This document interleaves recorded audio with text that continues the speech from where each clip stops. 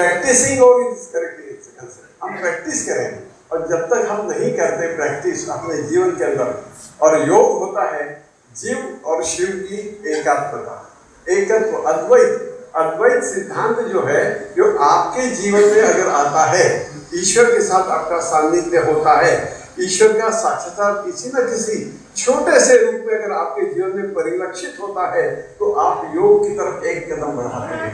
योगासन करना, उसके नियमों को पालन करना, और जितने भी अभ्यास है अष्टांग योग के वो करना, ये तो अपना अभ्यास है, इसमें ट्रेनिंग पार्ट कोर्स। हम कहाँ तक सीख सकते हैं? 7 अंक सीख सकते हैं, लेकिन समाधि जो योग अष्टम पाद है, ये तो केवल आपको ही जानना पड़ता है, ये सिखाया नहीं जा सकता। तो अष्टांग योग पूरा आने की आवश्यकता नहीं, जीव और शिव की एकात्मता प्राप्त करने के लिए जो जो आवश्यक है उसके अंदर आसन भी आ गया, प्राणायाम आ गया, और सबसे बड़ी चीज है आपकी विचार पद्धति। आपके विचार कैसे हैं? क्योंकि विचार ही आपके जीवन को दिशा देते हैं, आपकी एक्शंस को गवर्न करते हैं। हमारे विचार किस तरह से नियंत्रित करने चाहिए?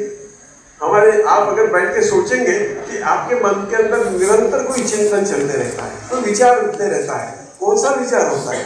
What is the subject of your thinking? हम किस चीज पे सोचते हैं, वो हमारे जीवन को दिशा देता है, हमारा चिंतन। और इस चिंतन को नियंत्रण करना, ये भी यौगिक अभ्यास का एक बहुत बड़ा हिस्सा है।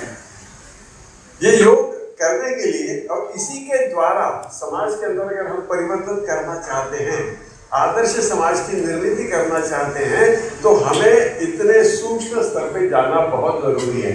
और जब इतने विद्वजन यहाँ पे बैठे हैं, इस विषय के ऊपर चिंतन कर रहे हैं, तो निश्चित ही बहुत अच्छे सुझाव आपको प्राप्त हुए होंगे।